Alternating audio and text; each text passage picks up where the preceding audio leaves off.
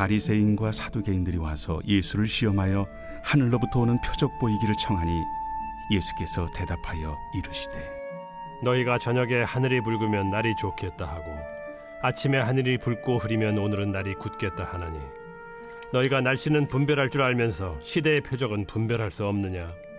악하고 음란한 세대가 표적을 구하나 요나의 표적밖에는 보여줄 표적이 없느니라 하시고 그들을 떠나가시니라. 제자들이 건너편으로 갈새 떡 가져가기를 잊었더니 예수께서 이르시되 삼가 바리새인과 사두개인들의 누룩을 주의하라. 제자들이 서로 논의하여 우리가 떡을 가져오지 아니하였도다. 하거늘 예수께서 아시고 이르시되 믿음이 작은 자들아 어찌 떡이 없으므로 서로 논의하느냐? 너희가 아직도 깨닫지 못하느냐? 떡 5개로 5,000명을 먹이고 주운 것이 몇 바구니며 떡 7개로 4,000명을 먹이고 주운 것이 몇 광주렸는지를 기억하지 못하느냐? 어찌 내 말한 것이 떡에 관함이 아닌 줄을 깨닫지 못하느냐? 오직 바리새인과 사두개인들의 누룩을 주의하라. 그제서야 제자들이 떡의 누룩이 아니요 바리새인과 사두개인들의 교훈을 삼가라고 말씀하신 줄을 깨달으니라. 예수께서 빌립보 가이사라 지방에 이르러 제자들에게 물어 이르시되 사람들이 인자를 누구라 하느냐? 더러는 세례 요한, 더러는 엘리야, 어떤 이는 예레미야나 선지자 중에 하나라 하나이다. 너희는 나를 누구라 하느냐? 시몬 베드로가 대답하여 주는 그리스도시요 살아계신 하나님의 아들이시니이다. 바요나 시몬아, 내가 복이 있도다. 이를 내게 알게 한 이는 혈육이 아니요 하늘에 계신 내 아버지시니라. 또 내가 내게 이르노니 너는 베드로라.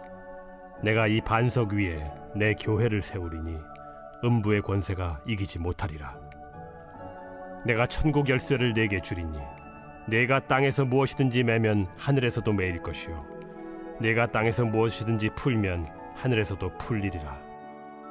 이에 제자들에게 경고하사 자기가 그리스도인 것을 아무에게도 이르지 말라 하시니라.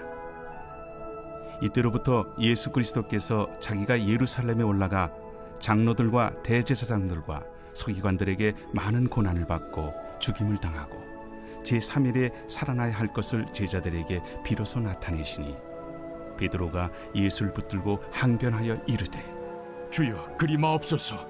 이 일이 결코 주께 미치지 아니하리이다. 예수께서 돌이키시며 베드로에게 이르시되 사탄아, 내 뒤로 물러가라.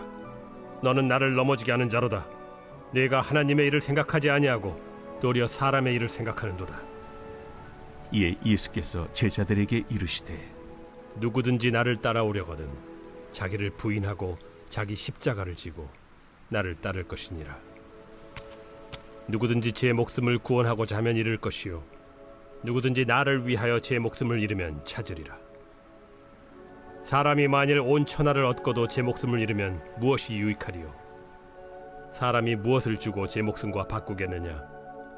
인자가 아버지의 영광으로 그 천사들과 함께 오리니 그때 각 사람이 행한 대로 갚으리라. 진실로 너희에게 이르노니 여기 서 있는 사람 중에 죽기 전에 인자가 그 왕권을 가지고 오는 것을 볼 자들도 있느니라.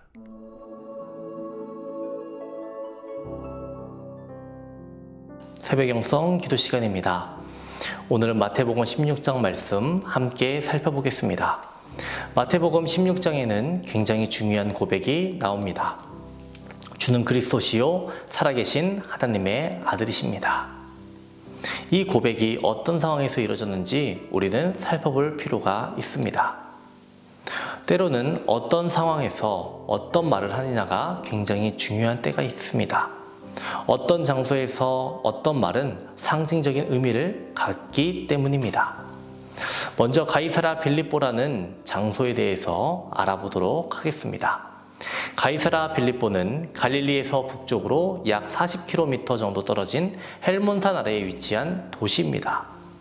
헬몬산에서 나오는 엄청난 양의 물이 지하수로 나오는 곳이기에 이곳은 풍요로움의 상징으로 이해되었고요. 신적인 장소로 이해되었습니다.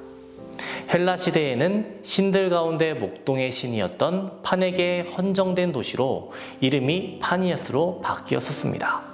그리고 로마 시대에는요, 이 지역의 분봉왕으로 다스리던 헤롯 빌립이 도시를 확장하고 그곳에 시저의 신전을 세운 뒤 시저에게 헌정했습니다. 하지만 이미 시저에게 헌정된 도시의 이름으로 가이사랴가 있었기에 그 뒤에 자신의 이름을 붙여서 가이사랴 빌립보라고 이름을 만듭니다. 가이사랴 빌립보는 역사적으로 모두 신적인 장소와 연결된 지역이었습니다. 그곳에선 수많은 이방 신전들이 가득했습니다. 모두 대리석으로 화려하게 치장된 이방 신전들이었다고 합니다. 이렇게 화려한 이방 신전들 앞에서 예수님께서는 제자들에게 자신의 정체성에 대한 질문을 하신 겁니다. 사람들이 나를 누구라 하느냐? 그리고 너희는 나를 누구라 하느냐? 이에 베드로는 주는 그리스도시요 살아계신 하나님의 아들이십니다라고 고백하고 있는 겁니다. 그리스도라는 이 헬라어는요, 히브리적 개념으로 바꾸면 메시아가 됩니다. 즉 본문을 통해 베드로가 행하고 있는 고백은 예수님을 히브리인들의 메시아로 고백하고 있는 것입니다. 다음으로는 예수님께서 베드로에게 이렇게 말씀을 하십니다. 17절에서 19절에입니다. 예수께서 대답하여 이르시되 바요나 시몬아 내가 복이 있도다. 이를 내게 알게 한 이는 혈육이 아니요 하늘에 계신 내 아버지시니라. 또 내가 내게 이르노니 너는 베드로라. 내가 이 반석 위에 내 교회를 세우리니 음부의 권세가 이기지 못하리라. 내가 천국 열쇠를 내게 주리니 내가 땅에서 무엇이든지 매면 하늘에서도 매일 것이요 내가 땅에서 무엇이든지 풀면 하늘에서도 풀리리라 하시고, 이 본문에서 18절을 우리는 주목해 봐야 합니다. 18절의 본문을 해석하는 데 있어서 논란이 생겼기 때문입니다. 또 내가 내게 이르노니 너는 베드로라. 내가 이 반석 위에 내 교회를 세우리니 음부의 권세가 이기지 못하리라. 로마 카톨릭은 이 본문을 이렇게 해석했습니다. 베드로의 이름의 뜻은 바위라는 뜻입니다. 그렇기에 반석은 베드로를 의미합니다. 그렇기에 베드로를 교황으로 세웠고요. 교황은 하나님께서 임명하신 그리스도 교회의 지도자라는 주장을 했습니다. 반면에 주는 그리스도시요 살아계신 하나님의 아들이십니다. 이 진리의 말씀을 반석으로 세우고 그 위에 교회를 세우신다라고, 이것이 더 맞는 해석이다라고 말하는 이들이 있습니다. 그런데 당시 신전과 바위라는 개념이 어떻게 사용되는지를 알면 우리는 이 본문을 또 다르게 보게 됩니다. 고대 메소포타미아의 상징주의의 관점에서 보면요, 바위나 돌은 영원히 존재한다라고 생각했습니다. 그리고 이러한 서고는 신의 속성이 바위나 돌에 내재한다는 생각으로 연결이 됩니다. 이러한 사고에 근거한 고대인들의 여러 가지 관습들이 있었는데요. 신전을 세울 때 거의 대부분 바위 위에 세웠습니다. 신상을 새길 때 역시 바위나 돌에 새겼습니다. 또한 바위는 유대인들에게 있어서 부정이 통과할 수 없는 물질이라고 여겨졌기 때문에 질그릇과 달리 부정함이 스며들지 않는다라고 생각했습니다. 그래서 유대인들의 입장에서 질그릇에 부정한 짐승이 닿게 되면 그 질그릇에 부정이 스며들었다고 여겼습니다. 또한 그것을 계속해서 사용하게 되면 사람이 부정하게 된다고 생각해서 질그릇을 깨버렸습니다. 반면에 돌그릇은 부정이 스며들지 않기 때문에 물로 씻으면 된다고 여겼습니다. 본문에 보면 예수님께서 바위 위에 교회를 세우신다라고 되어 있지만 예수님과 베드로가 이야기하고 있었던 그 시점에는 교회라는 단어가 없었습니다. 그러므로 그 상황에서 예수님께서 사용하신 단어는 성전이었을 겁니다. 그러므로 바위 위에 성전 또는 신전을 세운다는 개념은 당시의 일반적인 개념, 즉 바위 위에 신전을 세운다는 개념과 일치하는 것입니다. 당시 히브리의 배경을 통해서 우리는 성경을 이해하는 데 도움을 받습니다. 하지만 가장 중요한 것은 무엇입니까? 예수님을 그리스도로, 하나님의 아들로 고백하는 것입니다. 당시에 그 모든 배경을 알았음에도 불구하고 예수님을 그리스도로, 하나님의 아들로 고백하지 못한 이들이 있었습니다. 우리들은 이러한 배경을 지금까지 잘 몰랐습니다. 하지만 본질은 붙잡고 있습니다. 배경 지식은 우리를 풍부하게 만들어주기는 합니다. 하지만 진리만이 우리를 생명으로 이끌음을 기억해야 하겠습니다. 주는 그리스도시요 살아계신 하나님의 아들이십니다. 우리들이 그리스도인으로 끝까지 붙잡아야 할 진리입니다. 이 진리를 날마다 고백하며 살아가시기를 주님의 이름으로 축원합니다. 오늘은 물질의 회복을 위해서 함께 기도하도록 하겠습니다. 성도들의 생업과 사업을 위해서 기도해 주시기 바랍니다. 물질로 어려움 당하지 않도록 기도해 주시기 바랍니다. 선교하는 복된 가정이 되기를 기도해 주시기 바랍니다. 기도하겠습니다. 구원의 문을 열어주신 하나님 아버지, 날마다 구원을 이루며 살아가는 우리 모두가 될 수 있도록 우리를 인도하여 주시옵소서.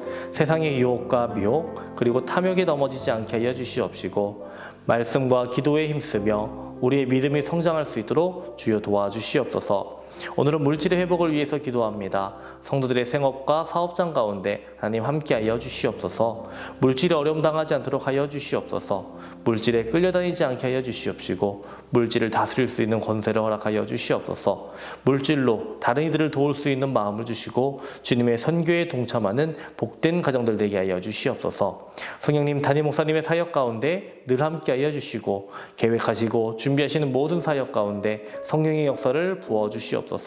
말씀을 준비하실 때마다 말씀의 영을, 계시의 영을 더하여 주시옵소서. 말씀이 선포되는 곳마다 죽은 영혼을 살려 주시옵시고, 얼음처럼 차갑고 바위처럼 굳은 심령들 깨어지고 뜨겁게 하여 주시옵소서. 자녀를 위해 기도한 성도 있습니다. 태의 문을 열어 주시옵소서. 사고로 입원한 성도를 일으켜 주시옵소서. 투석으로 어지럼증으로 디스크로 고통받는 성도들 고쳐주시고 힘을 더하여 주시옵소서. 공황장애, 불면증, 우울증을 겪는 성도들에게 마음의 평안함을 주시고 내적 치유를 허락하여 주시옵소서. 암투병 중에 있는 박재성 권사님, 유은영 권사님, 김시아 권사님, 오유미 성도님, 박서연 청년, 유경민 청년에게 치유의 광선을 비춰 주시옵소서. 주님께서 공급하시는 힘과 능력으로 회복되게 하여 주시옵소서. 연로하신 장로님, 권사님, 집사님들에게 마지막 날까지 걸을 수 있는 건강을 허락하여 주시옵시고, 병상에 눕지 않도록 주여 도와 주시옵소서. 주님의 선하심과 인자하심이 삶 속에 늘 넘쳐나게 하여 주시옵소서. 우리의 소망이 되시는 예수님의 이름으로 기도합니다. 아멘.